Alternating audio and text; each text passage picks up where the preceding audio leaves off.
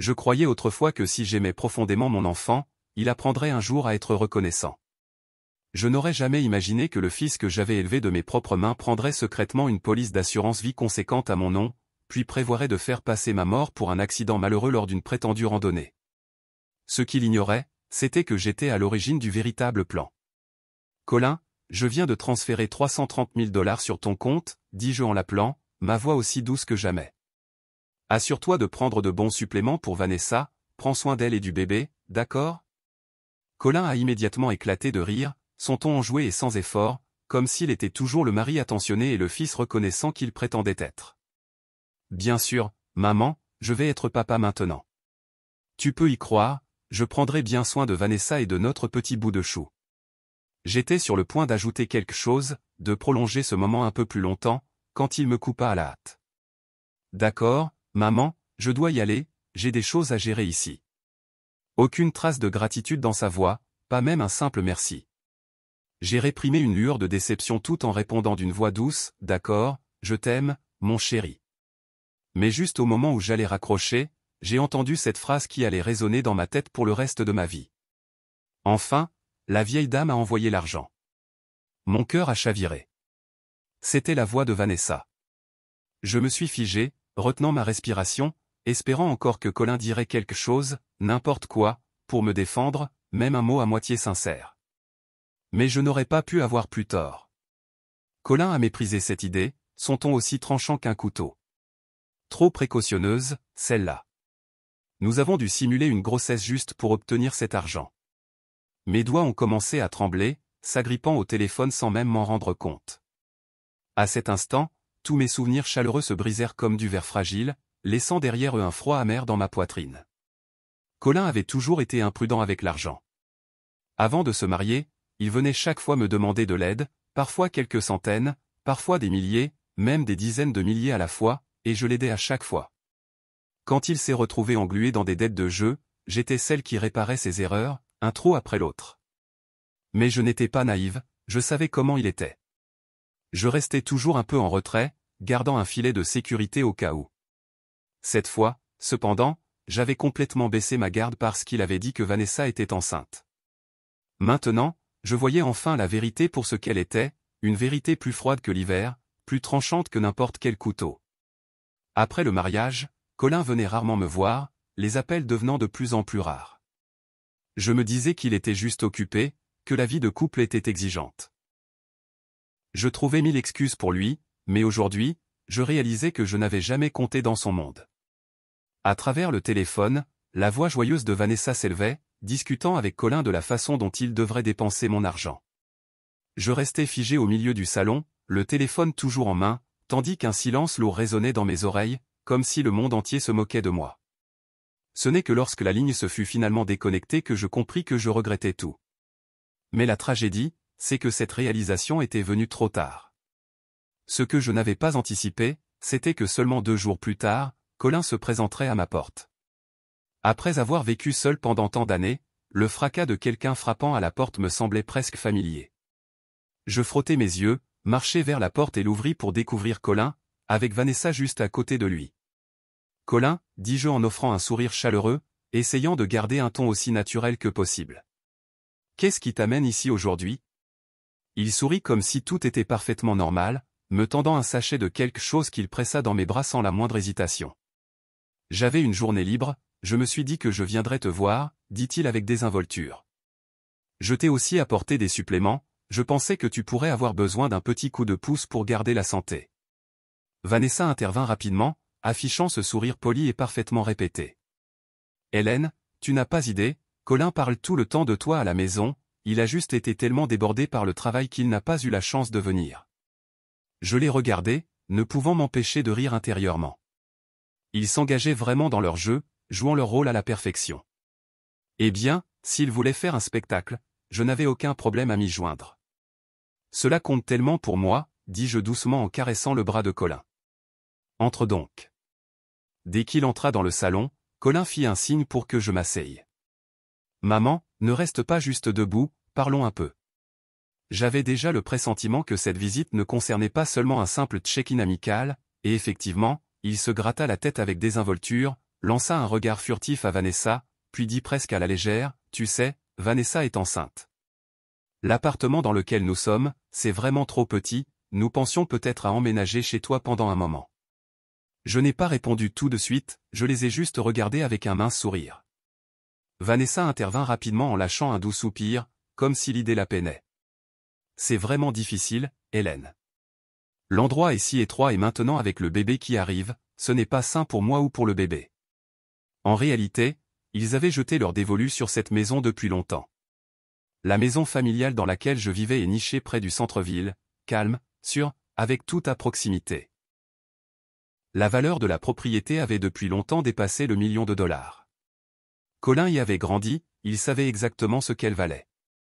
J'ai légèrement hoché la tête, ma voix calme, « Bien sûr que vous pouvez. » Les yeux de Colin se sont illuminés instantanément, bien que quelque chose sur son visage montrait qu'il n'était pas encore complètement satisfait. Il hésita un moment, puis poussa un peu plus loin, testant le terrain. « Eh bien, puisque nous allons de toute façon vivre ici, peut-être que ce serait logique de mettre la maison à mon nom. Comme ça, je pourrais m'occuper des taxes foncières et de l'entretien, te soulager de tout ça. » Vanessa a enchéri doux comme du miel, sa voix presque condescendante. « Exactement, Hélène, nous sommes de la famille, n'est-ce pas? Tu as déjà fait assez, tu devrais te reposer maintenant, ne pas t'inquiéter des tâches ménagères et des factures. » En écoutant leur petit duo, je ressentais une étrange sensation de détachement, presque d'amusement. Autrefois, j'aurais agonisé à chaque demande de Colin, lui donnant tout avec plaisir, mais maintenant, il agissait comme si tout ce que je possédais lui revenait de droit. Comme si tout ce qu'il avait besoin d'entendre, c'était « tu es ma mère et je lui aurais donné le monde. » Mais cette fois, il n'y avait pas la moindre onde de mon cœur. « Bien sûr, dis-je doucement. » Colin se figea un instant, l'expression de Vanessa se durcit, une surprise scintillant dans ses yeux, comme s'il ne s'attendait pas à ce que cela soit si facile. Je maintenais mes lèvres scellées, continuant à sourire tandis que je les regardais. « Allez-y donc, continuez votre petit spectacle, je suis curieuse de voir jusqu'où vous pensez pouvoir aller. » Depuis que j'ai accepté de laisser Colin et Vanessa emménager, l'atmosphère dans la maison a subtilement mais indéniablement changé. Dès leur deuxième jour ici, Vanessa s'est précipitée pour se blottir contre moi sur le canapé, avec ce sourire soigneusement étudié et sucré. « Hélène, dit-elle doucement, comment se passe le transfert de la maison? » Je levai les yeux vers elle et laissai échapper un soupir. « Ça a encore besoin de quelques jours, le processus est un peu plus compliqué que prévu. » Son sourire se raidit un instant, juste un éclair, mais elle se reprit rapidement avec un rire léger. « C'est bien, nous ne sommes pas pressés, nous attendrons. » Bien sûr, ils attendaient, ils n'avaient pas le choix. Tant que ces papiers n'étaient pas finalisés, la maison m'appartenait toujours légalement. À partir de ce jour, leur comportement entier a pris une tournure étrangement avenante. Vanessa a commencé à se lever tôt pour me préparer le petit déjeuner, Colin, qui n'avait pas bougé le petit doigt depuis des années, a soudain proposé de nettoyer la cuisine. Chaque mot, chaque geste était imprégné de douceur, le portrait parfait d'une belle fille dévouée et d'un fils attentionné. Mais je savais mieux. C'était juste une mise en scène. Ils prenaient leur temps, attendant le bon moment. Colin n'avait jamais été du genre à servir qui que ce soit. Enfant, il me traitait comme une domestique, s'attendant à des repas et à des faveurs comme s'ils étaient son droit de naissance. En tant qu'adulte, il ne prenait même plus la peine de passer un coup de téléphone, encore moins de faire preuve d'affection. Et maintenant, il s'acharnait à nettoyer ma table à manger? Quelle blague! J'avais consacré ma vie à son éducation, sacrifiant tout pour son avenir, et en retour, il me voyait comme rien de plus qu'une mine d'or à épuiser. Cette nuit-là, je n'ai pas pu dormir. Je me suis retourné dans mon lit, hanté par une question qui ne me laissait pas tranquille, étais-je trop froide, trop sans cœur? Mais si j'étais vraiment froide, aurais-je pu lui pardonner autant de fois? Aurais-je plié le dos, lui offrant chance après chance? J'espérais toujours qu'il changerait, que cet amour maternel sincère pourrait tout guérir. Et alors que je me posais la question de savoir si j'étais devenue trop distante, j'entendis des murmures venant du salon. Je n'étais pas du genre à écouter aux portes, mais à ce moment-là, quelque chose me poussa doucement vers la porte. Je pressai mon oreille contre le bois et ce que j'entendis devint un souvenir que je ne pourrais jamais effacer. « Dès qu'elle aura signé le transfert de la maison, dit Colin d'une voix basse et froide, on la mettra à la porte. » Je me figeai. Vanessa pouffa de rire, retenant à peine son excitation. Exactement, et d'ici là, tout son héritage devrait être à nous de toute façon. Ma mère, se moqua Colin, elle ne représente absolument rien pour moi. C'est juste un poids mort. J'ai besoin d'elle et je t'ai maintenant à mes côtés. Un frisson me traversa la colonne vertébrale. C'était cet enfant que j'aimais de tout mon cœur. J'avais veillé à son éducation, je l'avais vu grandir. Je l'avais tiré de tous ses soucis, tous ses dettes. Et maintenant, à ses yeux, je n'étais rien de plus qu'une charge. Où avais-je mal tourné? Que avais-je fait pour élever un homme si ingrat et sans cœur? Peut-être que je l'aimais trop. Peut-être que je donnais trop facilement, croyant que l'amour était un sacrifice désintéressé. Et peut-être que ce sacrifice lui avait appris qu'il avait droit à tout. Mon esprit dériva vers un souvenir que je n'avais pas visité depuis des années. Colin était encore à l'université, la première fois qu'il se retrouva englouti par le jeu. Il avait amassé des dizaines de milliers en dettes avant même que je me rende compte de ce qui se passait. Quand les créanciers sont venus frapper, j'ai réalisé à quel point il était en difficulté. Il était à mes pieds, pleurant, suppliant de le sauver, jurant qu'il ne jouerait plus jamais. Et je lui ai cru trop facilement. Je l'ai coupé de ses comptes en banque, je l'ai enfermé à la maison, espérant qu'il réaliserait enfin le préjudice qu'il causait. Mais au lieu de cela, il a explosé, fracassant des objets, frappant des portes, poussant des menaces. « Si tu continues comme ça, je me suiciderai », a-t-il hurlé. Tout de même, je ne pouvais me résoudre à l'abandonner. Je voulais croire si désespérément qu'il y avait de l'espoir, jusqu'à ce qu'un jour je lui apporte un bol de soupe chaude. Il s'empara du bol et le jeta dans ma direction. Le liquide brûlant a rougi et irrité mon bras, tandis qu'il se tenait au-dessus de moi, la rage au ventre. « Combien de temps es-tu censé me torturer ? » Je me souviens m'être agenouillé là, nettoyant silencieusement le bol brisé et la soupe renversée, ma peau cloquée, sans dire un mot. Étais-je dans le faux en l'aidant à nouveau, lui donnant une autre chance ? Ou ma véritable erreur avait-elle été de croire qu'une personne aussi émotionnellement vide pouvait jamais apprendre à aimer ? En surface, sa vie paraissait plus stable que jamais, mais il était devenu plus froid, plus calculateur, plus avide. À mes yeux, je n'avais plus de valeur. Cette nuit-là, j'ai enfin pleuré moi-même pour m'endormir. Ce que je ne savais pas, c'est que quelque chose d'encore plus vicieux était déjà en train de se mettre en place juste au coin de la rue. Les rayons du soleil matinal filtrant à travers les rideaux projetaient des rayures douces à travers la pièce alors que je me réveillais lentement. Par réflexe, je me tournai vers le côté du lit. Goofy, le tapis à côté du lit était vide, sans signe de l'ancien compagnon qui se blottissait à mes pieds chaque matin, me réveillant avec son petit nez humide. Un nœud serré se forma dans ma poitrine. Je me levai, rejetant la couverture, et regardai instinctivement la porte de la chambre. À présent, Goofy aurait dû être là, attendant, sa queue remuant, prêt pour notre habituelle promenade matinale dans le jardin. Mais aujourd'hui, il n'était pas là. « Goofy, viens ici mon chéri. » Je claquai des mains et marchai vers la porte, scrutant le salon. Je vérifiai près du canapé, sous la table à manger, près des escaliers, rien. Je me dirigeai vers la cuisine.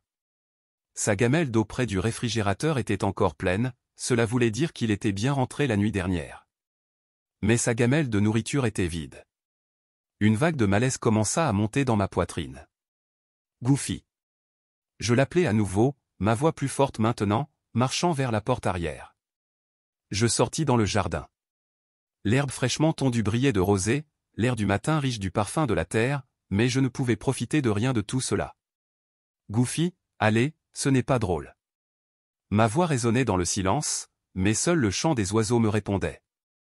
Mes doigts se refroidirent, cette anxiété grandissant dans un sentiment plus sombre, une appréhension. Je courus à l'intérieur, cherchant dans chaque pièce.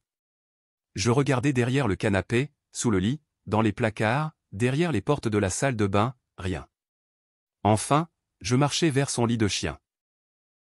Ce petit coin, autrefois encombré de vieilles couvertures, de jouets et de sa balle préférée, était maintenant pristine, comme si aucun chien n'y avait jamais vécu. Là, je compris. Il n'était pas parti de lui-même, il avait été pris. Un frisson parcourut ma colonne vertébrale comme un couteau glissant le long de mon dos. J'entrai dans le salon. Colin et Vanessa étaient assis à la table à manger, prenant leur petit déjeuner, sans se soucier du monde. Vanessa traînait ses ongles manucurés sur l'assiette, produisant un bruit de grattement irritant. Je m'arrêtai, essayant de garder ma voix équilibrée. Colin, avez-vous vu Goofy? Colin ne leva même pas les yeux, mordant dans une tranche de bacon, il agita sa main de façon désinvolte. Oh le chien! Je l'ai sorti ce matin et je l'ai débarrassé. Un rugissement assourdissant éclata dans mon esprit, comme si mon corps tout entier avait été vidé d'un seul coup. Tu as quoi? Ma voix sortit en halètement brisé, mes ongles s'enfonçant dans mes paumes alors que je luttais pour garder mon calme. Colin daigna enfin m'accorder un regard, mâchant sa nourriture avec désinvolture. C'est juste un vieux chien qui est toujours dans les pattes, je pensais que la maison serait bien plus calme sans lui. Mes oreilles résonnaient, mon estomac se tordait comme si j'avais pris un coup dans le ventre. Tu n'as aucune idée de ce qu'il représentait pour moi, dis-je, la voix tremblante, mes doigts pâles et tremblants. Il haussait les épaules, complètement indifférent. Allez maman, ne fais pas une montagne de ça. Tu as 60 ans. Que fais-tu encore avec un chien? Tu as gaspillé 12 ans et Dieu seul sait combien d'argent pour ce bâtard. Je t'ai rendu service, maintenant tu n'as plus à t'en occuper. Je restais là, les lèvres tremblant, sans un mot. Vanessa se mit à rire avant d'essuyer sa bouche avec une serviette, ajoutant de manière désinvolte, franchement, Hélène, tu devrais remercier Colin. Il a pris la bonne décision pour toi. Je ne pouvais que rester immobile, figé, tandis que mes yeux se posaient sur la table basse, où une vieille photo décolorée reposait. Sur celle-ci, j'étais assise sur le canapé, tenant dans mes bras un Goofy d'1 an, avec un sourire chargé d'une chaleur que je pouvais encore ressentir. Ce chien avait été mon réconfort, mon compagnon, mon unique constante. Et maintenant, il me l'avait pris sans une once de remords. Le soleil matinal filtrait à travers les fenêtres, mais je n'avais jamais ressenti un froid aussi intense. C'était comme si mon cœur s'était enfin effondré, tombant dans un vide si sombre et profond que je ne pouvais même pas en voir le fond. Colin m'avait déjà fait du mal auparavant, j'avais encaissé la douleur, j'avais accepté que j'avais élevé un homme ingrat et égoïste. Mais je ne pensais pas que le coup final, celui qui me détruirait réellement, viendrait d'un chien. À cet instant, je comprenais quelque chose avec une douleur poignante, il était temps de mettre un terme à cette farce de lien mère-fils une bonne fois pour toutes. Lorsque je m'éloignai de la table à manger, Colin et Vanessa ne montrèrent toujours aucun signe de remords. Au contraire, ils semblaient croire que leur comportement était parfaitement justifié. Je passai tout l'après-midi assise en silence dans ma chambre, mon cœur cherchant à retrouver un calme étrange. Goofy, si tu étais encore là, je voudrais que tu vois cela, que tu vois comment ils paieront pour leur cruauté. Le lendemain, je rentrai chez moi avec un document soigneusement déguisé en contrat de transfert de maison, souriant en le remettant à Colin. Tous les papiers sont prêts, dis-je d'une voix égale. Considère-le comme un cadeau pour ta petite famille. Les yeux de Colin s'illuminèrent immédiatement.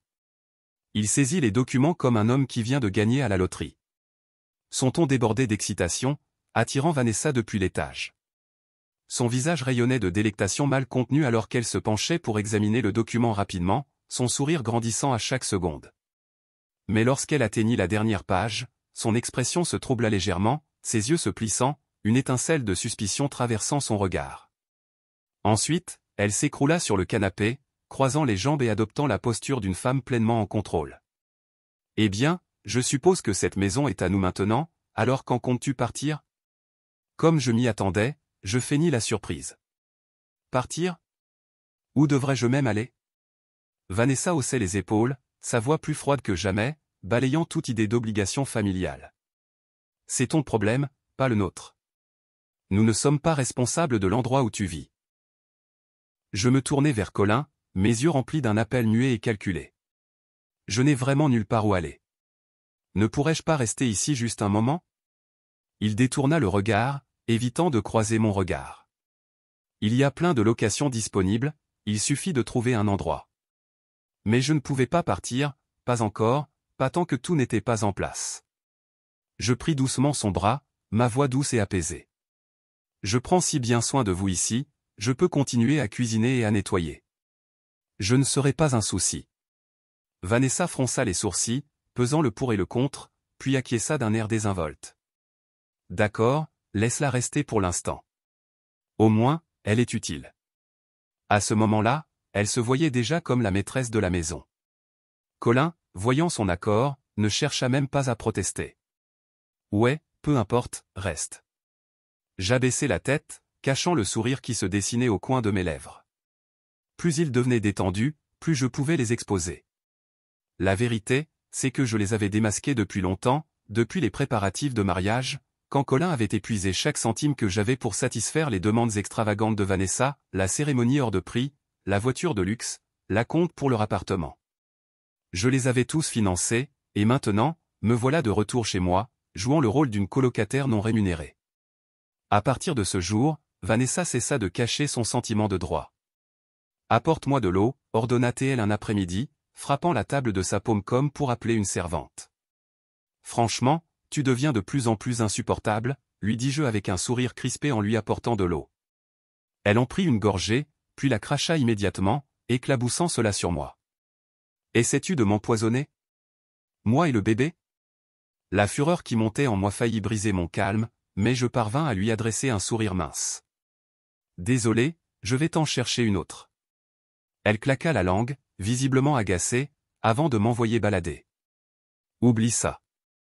Fais les courses et prépare quelque chose de décent pour le dîner. » J'acquiesçai, ramassai les sacs de courses et sortis par la porte. Mais au moment où je franchis le seuil, un plan se forma déjà dans mon esprit.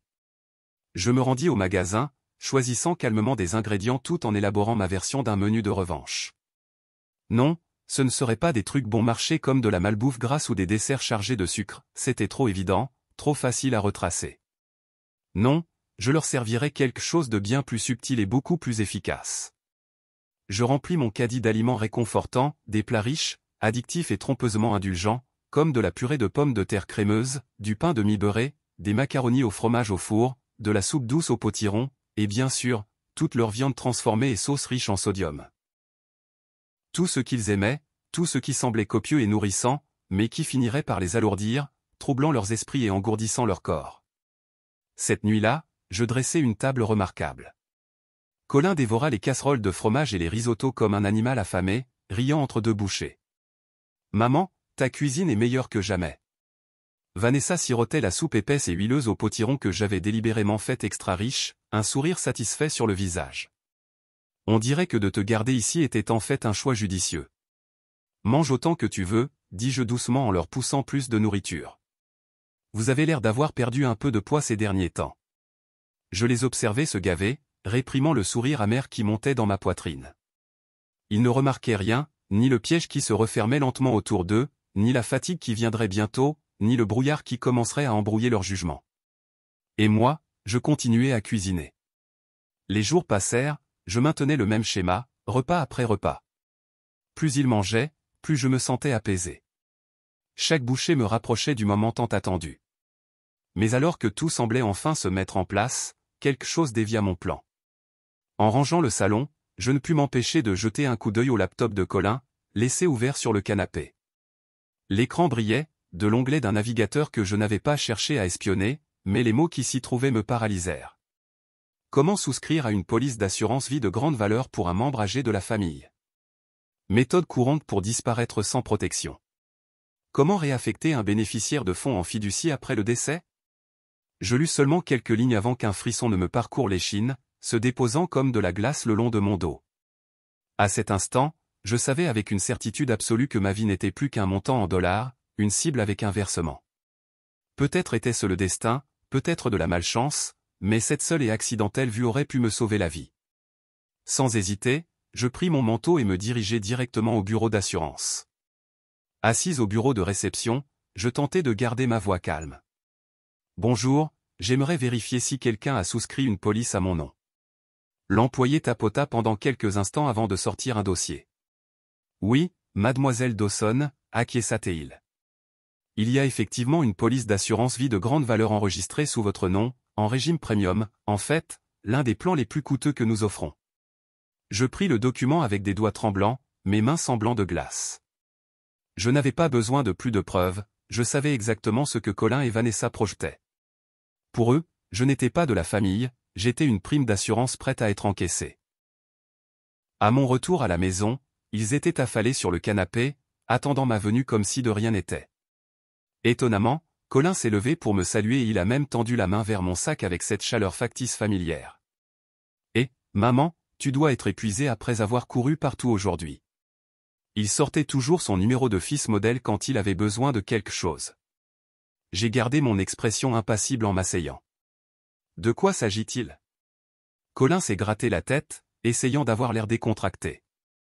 Nous pensions que peut-être, nous pourrions t'emmener demain au National Forest, faire quelques randonnées, prendre l'air, changer de décor. Vanessa a immédiatement pris la parole, plaçant une main douce dans mon dos, sa voix débordant de contrition.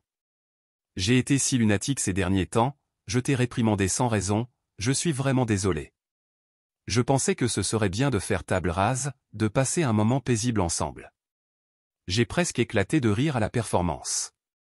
Si je n'avais pas déjà découvert leur plan, j'aurais peut-être cru à cette petite comédie d'affection. Mais j'ai souri et hoché la tête. Ça a l'air bien, j'irai. Ils ont tous les deux eu un moment de surprise par la facilité avec laquelle j'ai accepté.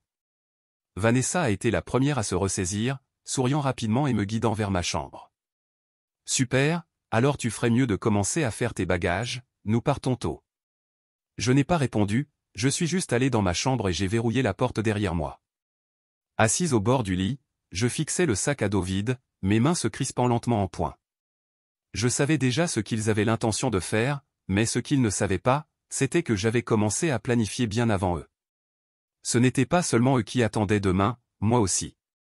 Ce petit plan à l'envers ne se terminerait pas comme ils l'imaginaient. Après le petit déjeuner, nous avons pris la route. J'étais silencieuse sur le siège passager de la voiture de Colin, regardant le paysage devenir de plus en plus aride alors que nous quittions la ville derrière nous. Plus nous roulions, plus mon cœur devenait tranquille, calme d'une manière presque sinistre. Ils avaient choisi un parc d'État isolé à la périphérie de la ville. J'en avais déjà entendu parler, chaque année, on parlait de randonneurs qui disparaissaient mystérieusement ou qui tombaient accidentellement des falaises, un terrain traître avec des sentiers non surveillés. L'endroit avait acquis une réputation parmi les locaux, pas une bonne. Colin savait exactement quel genre d'endroit c'était précisément pour cela qu'il l'avait choisi, et moi aussi, je le savais. Nous y voilà, dit-il en s'arrêtant près du pied de la montagne. Quand je suis sorti, un froid mordant m'a parcouru l'échine, malgré la lumière du jour. Vanessa a immédiatement enroulé son bras autour du mien, sa voix trop joyeuse. Hélène, pourquoi es-tu dans la lune? Allez, ne tue pas l'ambiance. J'ai offert un sourire chaleureux en retour.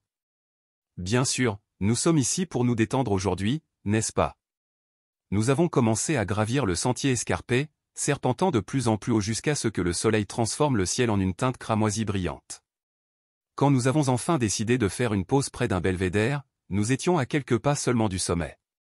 Colin a désigné un gros rocher. Maman, assieds-toi, prends le temps de reprendre ton souffle. Il a fouillé dans son sac à dos et a sorti une boisson, me l'attendant. C'est une boisson électrolytique, je pensais que cela t'aiderait à te recharger. J'ai pris la bouteille avec un hochement de tête reconnaissant et l'ai portée à mes lèvres juste assez pour faire croire que je buvais. Je n'ai jamais avalé une goutte. En baissant la bouteille, j'ai aperçu un échange fugace de regards entre Colin et Vanessa, le sourire suffisant au coin de leurs lèvres confirmant ce que je savais déjà. Parfait. J'ai sorti 2 barres énergétiques de mon sac et les leur étendues. Vous devriez manger quelque chose aussi, ça fait longtemps que nous avons gravi. Ils ont pris les barres avec empressement, déchirant les emballages sans réfléchir. Si pressés, en fait, qu'ils n'ont même pas remarqué les légers marquages de déchirure que j'avais soigneusement dissimulés sur les emballages. Je suis resté calmement assise sur le rocher, faisant semblant de me reposer, puis j'ai laissé mon corps devenir mou et m'écrouler au sol à l'instant opportun. J'ai entendu le rire ravi de Vanessa. Elle l'a vraiment bu, c'était trop facile. La voix de Colin a suivi, plus froide que je ne l'avais jamais entendue. Désolé maman, mais j'ai vraiment besoin de cet argent d'assurance. Je les ai sentis commencer à me traîner vers le bord, probablement en visant un endroit hors des sentiers, où personne ne trouverait facilement un corps. J'ai compté silencieusement dans ma tête, puis un bruit soudain, 2 chocs lourds ont frappé le sol derrière moi. J'ai ouvert les yeux et me suis levé lentement, dépoussiérant mes vêtements. Ils reposaient inconscients sur le sol. Vous voyez, je n'ai jamais bu ce mélange électrolytique, je faisais juste semblant. Le véritable tour était dans les barres énergétiques, imbibées des sédatifs qu'ils avaient cachés dans la maison ces derniers jours. J'avais discrètement trouvé leur cachette, en avais pris un peu et aujourd'hui, je les avais simplement remises. Essayez de me piéger? Vous êtes bien trop naïf. Je leur ai jeté un dernier regard, froid et tranchant, puis j'ai enfilé mon sac à dos sur mon épaule et j'ai commencé à redescendre la montagne. Alors que la nuit tombait, la température chutait rapidement, des animaux sauvages erraient souvent sur ces sentiers. S'ils ne retrouvaient pas le chemin de descente avant la nuit, eh bien, ce serait à eux d'apprendre leur leçon. Je fredonnais pour moi-même en descendant, pas à pas. Juste en approchant du départ du sentier, j'ai soudain entendu des cris faibles à proximité, des sons brisés appelant à l'aide. Je me suis arrêté, me suis tourné vers le bruit et me suis frayé un chemin à travers le sous-bois.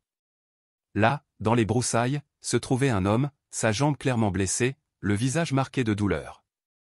Il semblait avoir mon âge, sa voix tremblante.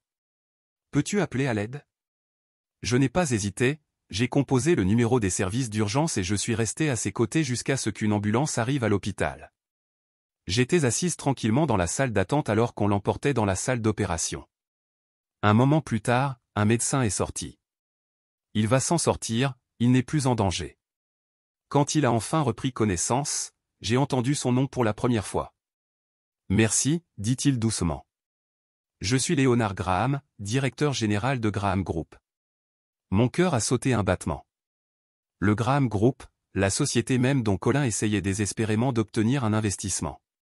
Comme c'est intéressant comme le destin ne perd jamais son timing. Je n'ai jamais mentionné le lien entre Léonard et Colin. « Tu m'as sauvé la vie », dit Léonard de son lit d'hôpital, encore faible mais serrant ma main avec une force surprenante. « Si tu as besoin de quoi que ce soit, n'importe quoi, juste demande, je ferai tout ce que je peux. » J'ai souri doucement et lui ai caressé le dos de la main. Je m'avère que j'étais là, faire ce qu'il fallait n'a pas toujours besoin d'une récompense. Il parlait avec une telle sincérité, mais je préférais garder cette rencontre inattendue pour moi. Un tournant tranquille du destin que je préférais chérir en secret. En me levant pour partir, j'ai vu que le couloir devant sa chambre était déjà plein d'exécutifs, d'assistants, d'amis se précipitant pour prendre de ses nouvelles. Même allongé sur ce lit d'hôpital, Léonard avait l'autorité calme d'un homme habitué à commander une pièce. Ce n'était pas juste un patient supplémentaire, c'était quelqu'un d'important et pour la première fois depuis longtemps, j'ai ressenti quelque chose se détendre dans ma poitrine, un poids ôté. Je ne savais pas si Colin et Vanessa étaient revenus sains et saufs de la montagne, mais étrangement, je n'étais pas pressé de le découvrir. Colin n'avait probablement jamais imaginé, même pas une seconde, que sa fragile vieille mère était en fait une membre de longue date d'un club local d'alpinisme, formé au premier secours en pleine nature et en meilleure forme physique que la plupart des gens de son âge. Cette nuit-là, j'ai dormi comme un bébé. Lorsque je me suis réveillé le lendemain matin, la lumière du soleil se répandait doucement sur mon oreiller. L'horloge indiquait 10 heures. J'ai pris le téléphone et composé avec une urgence haletante. « Bonjour, s'il vous plaît, vous devez m'aider, mon fils et ma belle-fille sont partis randonner à Sable Ridge hier, ils ne sont pas revenus, je suis tellement inquiète, s'il vous plaît, trouvez-les. » La voix de l'opératrice est devenue immédiatement sérieuse. « Madame, restez calme, nous dépêchons une équipe de recherche immédiatement. » 5 heures plus tard, j'ai reçu l'appel. Nous les avons trouvés. Je me suis rendu à l'hôpital à mon rythme. Quand j'ai ouvert la porte de leur chambre, j'ai trouvé Colin et Vanessa allongés dans leur lit, pâles et éreintés, comme deux chats errants trempés. Colin a tourné faiblement la tête. « Maman, où es-tu allée ?» J'ai cligné des yeux innocemment, gardant ma voix douce. « Je ne sais pas, je me souviens juste m'être réveillé dans une salle d'hôpital. » J'ai remonté la jambe de mon pantalon pour montrer un bandage neuf sur ma cheville. Le docteur a dit que c'était juste une légère entorse. Vanessa a inspiré bruyamment, son souffle encore rauque. Nous nous sommes évanouis tout d'un coup, ça n'a pas de sens, as-tu ?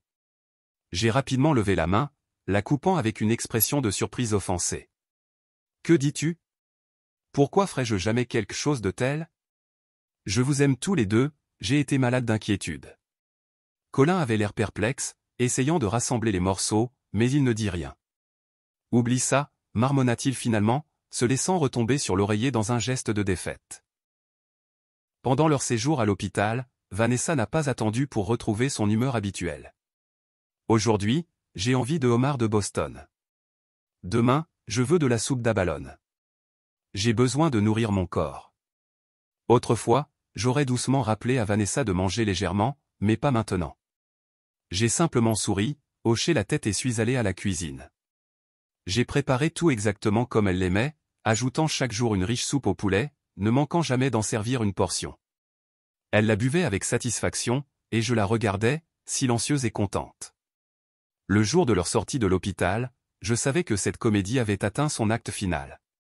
Colin est rentré chez lui, souriant de bonheur, seulement pour être stoppé à l'entrée par la sécurité. « Je travaille ici, pourquoi ne puis-je pas entrer » exigea-t-il. Le garde ne fléchit pas, système en ordre, vous avez été retiré.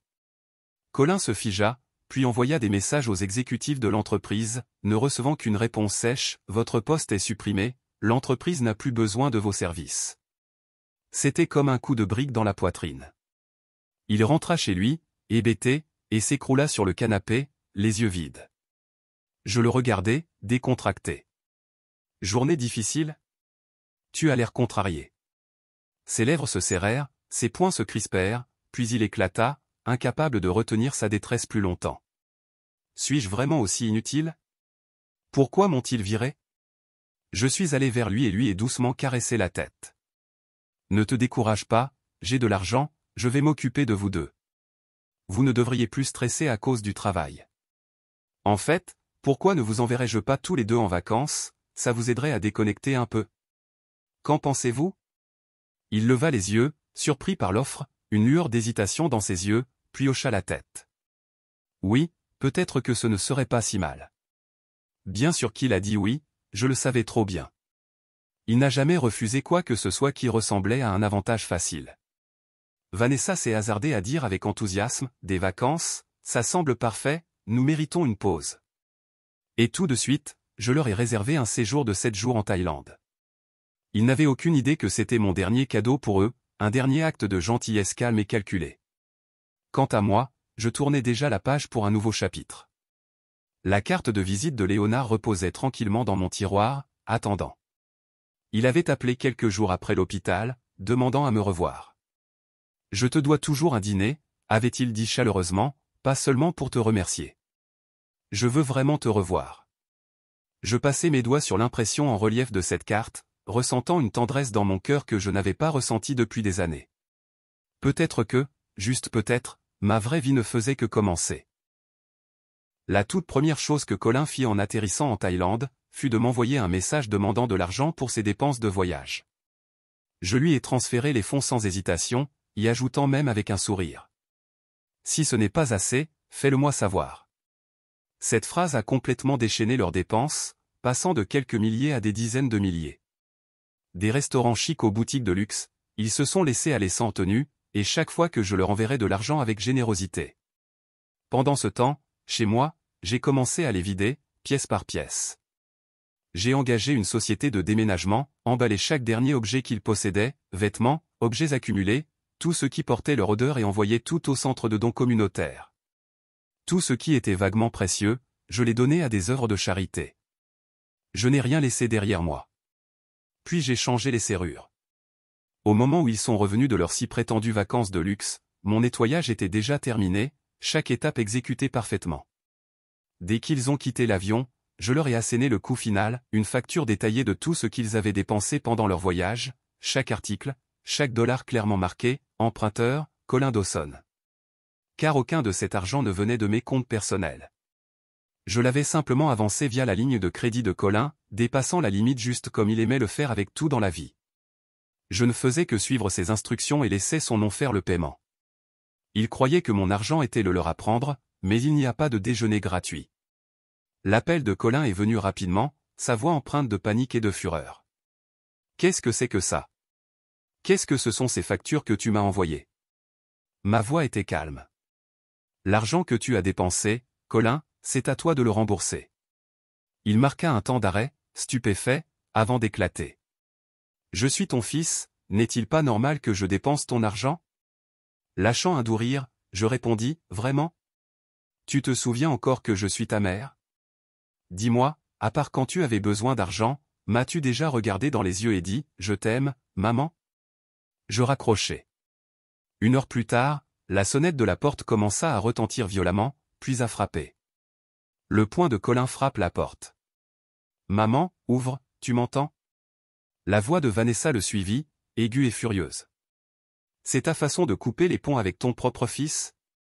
Quel genre de mère fait ça ? Je marchai lentement vers la porte et l'ouvris juste assez pour bloquer l'entrée avec mon corps. Colin a immédiatement essayé de forcer son chemin, mais je restai ferme. « Excuse-moi, que crois-tu que tu fais? Ce n'est pas ta maison. » Ses yeux brillaient de colère. « Que veux-tu dire? Tu nous as donné cette maison. » Vanessa a rétorqué en croisant les bras. « Ne fais pas ta belle, nous t'avons laissé rester ici par bonté. » J'ai laissé échapper un rire froid et lancé un dossier directement au visage de Colin. Jette un œil à qui est sur l'acte. Colin ouvrit le dossier, son visage devint blême en lisant « Ce n'est pas possible ». Vanessa le lui arracha des mains, feuilletant les pages jusqu'à ce que ses doigts tremblent. « Ça dit encore ton nom. Tu nous as trompés. » J'ai levé un sourcil. « Tu étais si pressé de toucher ton héritage que tu n'as même pas pris le temps de lire les petites lignes. Ce document que tu as signé n'était qu'un formulaire d'intention de transfert de propriété, sans valeur légale. » Son visage devint blême. « Pourquoi m'aurais-tu donné un faux contrat? » J'ai souri faiblement. « Parce que tu étais trop occupé à faire la fête pour remarquer la dernière ligne, à des fins d'affichage seulement, pas un transfert de propriété légalement contraignant. » Colin perdit le contrôle, me poussant violemment. « Je suis ton fils. Comment peux-tu me faire ça? » Je me suis redressé, puis ai calmement sorti une autre enveloppe d'un tiroir. « Tu n'es pas mon fils. » Il se figea, la couleur drainée de son visage. Je lui ai tendu l'enveloppe. « C'est un rapport de test de paternité. Ta mère biologique était la femme qui a brisé mon mariage. Elle t'a eu, puis a disparu. Ton pitoyable père a été chassé de ma vie à cause de cela, mais je t'ai recueilli. Je t'ai élevé. Je t'ai donné un foyer, un nom et une éducation. J'ai payé tes dettes, acheté une maison pour toi, t'ai donné une famille. Je n'ai jamais eu un autre enfant parce que j'ai tout donné pour toi. Et qu'est-ce que tu m'as donné en retour? » Colin s'effondra au sol comme si sa colonne vertébrale s'était brisée, marmonnant entre ses dents. « Non, non, tu mens. Ça ne peut pas être réel. » Je me suis accroupi, les regardai dans les yeux et ai dit doucement, « J'ai déjà fait bien plus que ce qu'il ne faut pour toi. Maintenant, rembourse ce que tu dois et sors de ma maison. » Puis je me suis tourné vers Vanessa. « Oh, et à propos de cette petite boisson dans la montagne, je ne l'ai jamais touchée. Vous deux, vous avez simplement pris votre propre médecine, je l'ai juste rendue à ses véritables propriétaires. » Sur ce, je claquai la porte derrière moi. Dehors, les sanglots de Colin brisaient le silence, profond et brisé, le son de quelqu'un qui s'était enfin réveillé, mais beaucoup trop tard. Et moi, je me tenais sur le seuil de ma propre vie, enfin, et je ne me retournais pas. Toute ma vie, j'avais cru que j'étais une bonne mère. Quand il s'égarait, j'étais celle qui le tirait de la boue encore et encore. Lorsque des problèmes survenaient, j'étais celle qui tenait tout ensemble sans hésitation. Je pensais que si je l'aimais assez profondément, il me donnerait finalement même une petite parcelle de chaleur en retour. J'avais tort, l'amour, peu importe sa sincérité, ne garantit jamais qu'il sera rendu. Le bruit dehors avait enfin diminué. Je me suis glissé à travers le Judas et j'ai vu Colin et Vanessa effondrés sur le seuil, les visages pâles, la conscience se fanant. Je n'hésitais pas, j'appelai le 911. Des années de repas indulgents, riches en graisse, en sodium et en sucre, combinés à leur effondrement émotionnel et à un excès de stress, avaient enfin eu raison d'eux, entraînant leur corps dans l'effondrement. Plus tard, le médecin m'a dit qu'ils ne se remettraient peut-être jamais complètement, la faiblesse serait probablement leur nouvelle norme. Je donnai un léger sourire. Cela ne me concerne pas, alors que je quittais la chambre d'hôpital, Colin réussit à murmurer une faible phrase, « Maman, je suis désolé. » Je marquai une pause, me retournant légèrement. « Tu as raison, dis-je doucement. Tu devrais être désolé d'être un parasite ingrat. » Je me retournai et m'éloignai.